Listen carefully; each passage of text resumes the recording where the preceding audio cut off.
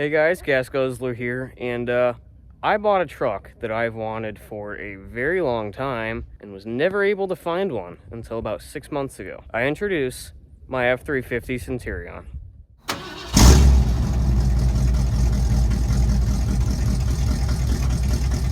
So as you guys can tell, we are not at my normal filming location. I'm away at school. But yeah, this is my 95 F-350 Centurion. Now, if you guys have no idea what a Centurion is, pretty much think of it as the brand new Super Duty Limited or Platinum or whatever before that existed. It is a conversion truck, and there was a lot of other conversion companies that built their own iterations of these. But pretty much, a company called Centurion Conversions would buy a bone stock Ford pickup and pretty much deck it out with all sorts of accessories and their signature paint job. Now, there were many different variations that you could get a Centurion in. The majority of them were crew cab dualies. They built many different conversions as far as building crew cab F-150s, which were never actually produced by Ford. They built 4-door Broncos. They built like 6-door stretched cabs or like a crew cab with an extended cab back on it. They built a bunch of crazy stuff. But the thing with Centurions is almost every truck they built was pretty much a one of one. So like mine, for example, you will most likely never find one identical to it. And I read somewhere that only 14,000 were built. I don't know if that was just F-350s or all of them in general, but they're definitely rare. They're hard to come by. And when you do find them, they are worth stupid money. So I got this thing for next to nothing. I paid just under $6,000 for it. Because despite it running and driving, it does need quite a bit of work. Cosmetically, it's in okay shape. Mechanically, this thing has given me absolute hell in the 3 months I've been driving it. So this is definitely a project truck. But now the majority of Centurion F-350s were all 7.3 power strokes. Mine has the big block 460 backed by an E4OD. Now, I'm not really much of a diesel guy. I mean, they're cool and all, but I prefer gas motors. 7.3 IDI is the only exception. I would love to own one of those eventually, factory turbo. So I'll give you guys a tour of this thing and all of its features. So right off the bat, as you can tell, it's an Oxford white F-350 with Centurion's custom paint job. Now, believe it or not, this is not a wrap. This was actually painted. Now, I do have very big plans for this truck, and eventually I do want to change the color of it. I'll get to that later. But yeah, pretty much this would have been a bone stock F-350 Oxford white. Now, when Centurion did their special touch onto it, it's got a color matched, or was color matched, bug guard. It's got this sweet brush guard on the front, and this is one of my favorite features, this front bumper step for all of us short people.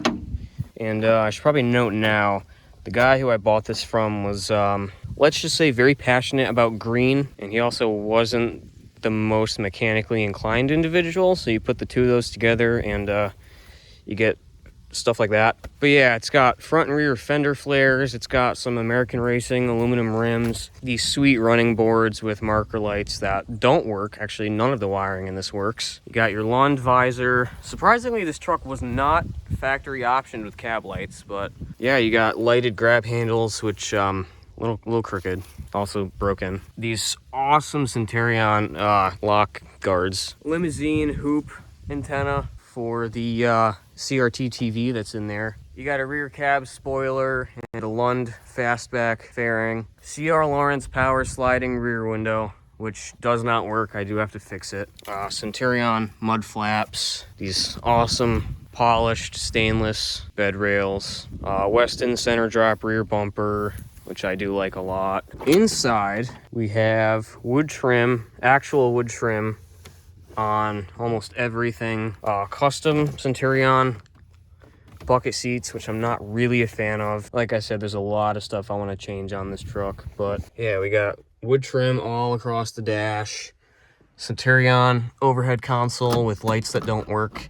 Radar detector, all your switches, CB radio. And then actually the factory Ford auto dimming rear view and the dual lighted vanity mirrors. Here's the switch for your power slider. Has a really crappy alarm system that needs to go. And then you got your center console, possibly one of my favorite parts of this truck, with a built-in VCR and a CRT TV, as well as heated and cooled cup holders. They do work, which I think is super badass, but all of this has to get redone. You also got some grab handles on the front and rear.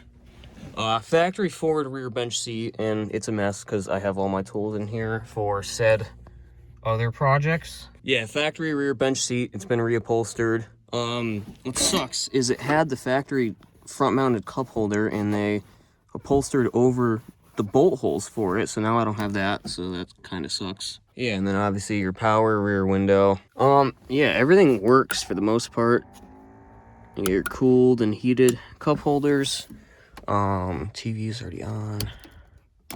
Here's the switches for the brush guard lights. Now, I kind of got to rewire this whole entire truck, or at least all the aftermarket accessories, because I don't really like how they did it. And I'll show you guys what I mean in a little bit. But yeah, so this all powers on. The TV does as well. Unfortunately, I cannot seem to get the VCR to link to the TV. So yeah, you got your CB radio. Unfortunately, the antenna snapped off the roof. So yeah, radar detector, which kind of sort of works. These don't do absolutely anything. These turn on when the door is open, which is kind of weird because in the nighttime you can't see anything in here. I would expect those to turn on, but I don't know. I'm gonna redo everything. But yeah, really glad this thing is a 95 because we have power rear doors. If you guys aren't familiar, I believe 94 and older would have had crank non-power rear doors, even if it was an XLT with power fronts, because there was something where like Ford couldn't put power to the rear doors. I don't know specifically why, but this truck does have a lot of problems.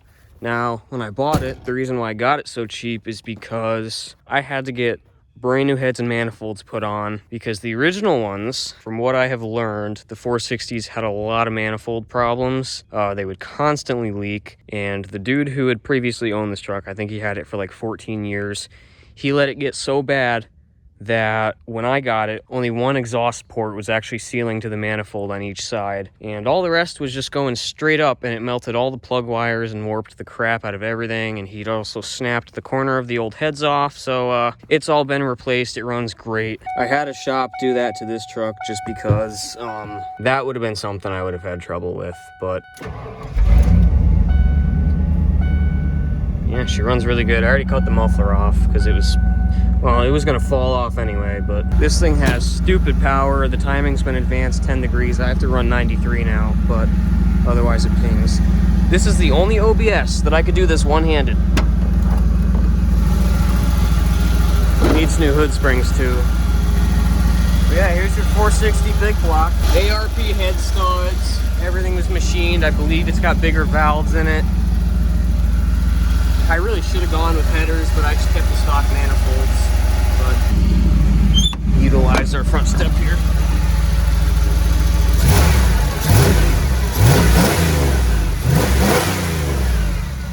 This thing honestly sounds like an IDI.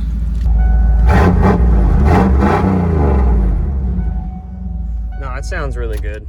Now, the reason why this whole thing needs to be rewired is, unfortunately, I think this is actually factory done by Centurion, but the wiring is a bit of a mess. This is all for like the front grille lights and stuff. They didn't cut and section anything. If they had excess wire that they didn't need, like 20 feet of it, they would kind of just shove it in the thing, and it's bad. The running board lights, nothing works. And I went underneath this thing. I actually think this is all done by Centurion. Look at this. Like, the wires were too long, so they would just wrap them around everything, and like, I really can't believe this truck never caught on fire. But oh yeah, and the underside of this thing, very, very, very clean.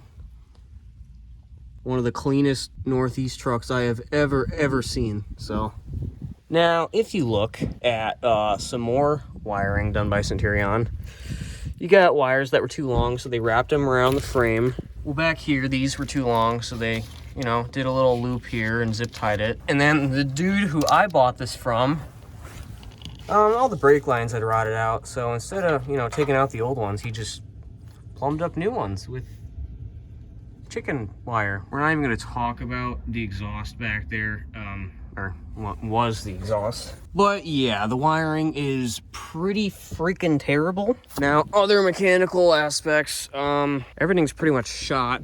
The brakes are absolutely terrible. They pulsate super, super bad, and it's intermittent too. It doesn't make any sense.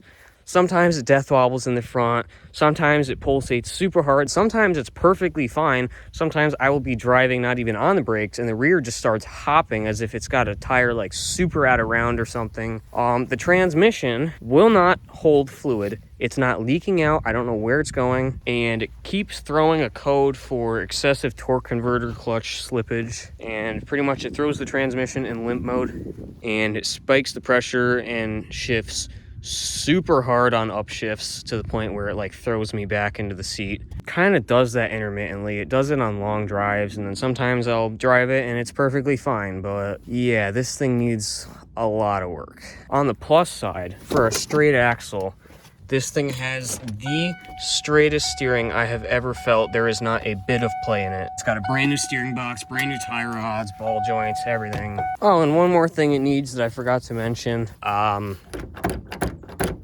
There's tape residue all over this because, you know, the guy told me that he had someone try to fix the rear window motor. Oh yeah, that one doesn't work either.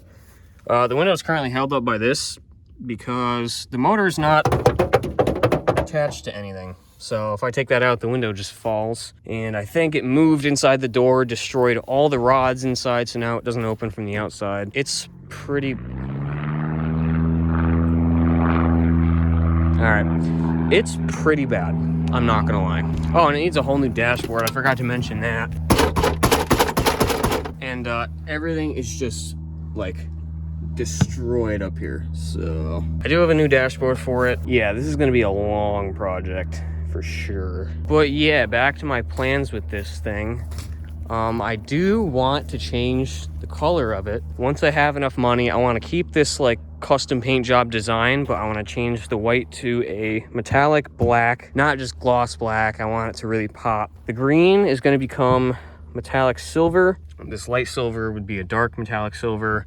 The teal would be a bright red stripe, and I'll kind of put up a picture of what I'm talking about, but just that was a quick Photoshop that I did, but I think that would look pretty sharp. I'm gonna kind of key the whole interior to that too. And the silver would match the gray interior a lot better too. Yeah, I plan on getting rid of these seats eventually. Might go with the extended cab OBS Ford captain's chairs. I'll try to see if I can bolt them onto a 40-20-40 pan, but I'll have those custom upholstered to kind of match the truck. I was thinking maybe like a red stitching around the centerpiece and then black. Figured black paint would also make all the chrome accents and stuff pop, but I don't know what I'm going to do about the running boards yet. They are in pretty rough shape. I do really like the marker lights though. As far as wheels go, I might go with some old school welds. It does need 2-inch spacers on the rear because I think the rear axle is like 3 3/4 inches narrower than the front. So it looks a little goofy, but yeah, no, I mean, for what I paid, I could easily get it back. I definitely didn't lose money, but I don't ever plan on selling this thing. I've wanted one for so long and never thought at 18 I'd be able to own one of these, but yeah, definitely a lot more to come for this thing. Eventually, when I do get it painted, it's probably going to get a full frame off. For now, I'm just going to run it as is, fix it here and there. But yeah, this is my Centurion. Definitely stay tuned. I don't know when I'm really going to start working on this thing, but it's definitely not going anywhere. I don't really think there's much else to show you guys, but here she is, crew cab long bed. She's a big girl. But yeah, like I always say, if you guys enjoy my content, please like and subscribe. It helps me out a lot, and definitely do so if you want to see more of this in the future. Hope you guys enjoy this sort of overview of my new truck. And yeah, I do have some other videos planned, so I think that's gonna be it for now, and I will catch you guys in the next one. Peace.